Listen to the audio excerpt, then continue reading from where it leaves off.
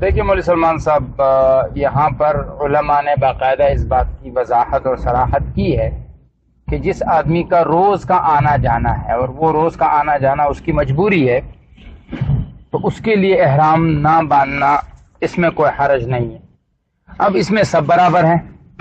ایک آدمی ہے مثلا وہ کوئی ایسی مجبوری ہو گئی کہ اسے صبح طائف جانا ہے، شام کو واپس آنا ہے، حکومتی کوئی کام ہے، ہاسپٹل کا کوئی مسئلہ ہے، اور وہ مطلب احرام وغیرہ نہیں باندھ سکتا، تو پھر اس صورت میں اب اس کے لیے جو ہے وہ احرام کی ضرورت نہیں ہے۔ لیکن ایک آدمی ہے کہ جو صرف ایک مرتبہ جائے گا، جیسے مثلا آج کل جو ہے وہ طائف کی طرف لوگوں کا جانا بہت زیادہ ہو رہا ہے بطور زیارت کے، تو بھائی جب آپ زیارت کے لیے جا رہے ہیں تو یہ کوئی ضروری کام تو نہیں ہے، اور زیارت پہ آپ ایک ہی دن کے لیے جاؤ گے، کوئی روزانہ تو نہیں جاؤ گے، لہٰذا آپ کے لیے تو احرام باندھ کر آنا طائف سے یہ ضروری ہے۔ لیکن جو ڈرائیور ہے یا وہ جو وہاں کے مقامی ہیں جن کو روز آنا جانا ہے، بعض جو بڑے بڑے ٹریلے چلانے والے ہیں،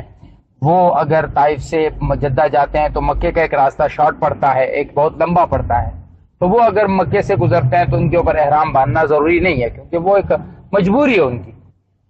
لیکن جو وہاں گیا ہی اس کام کے لیے ہے اور صرف ایک مرتبہ اس کا نکلنا ہے، اس کے لیے احرام باندھنا ضروری ہے۔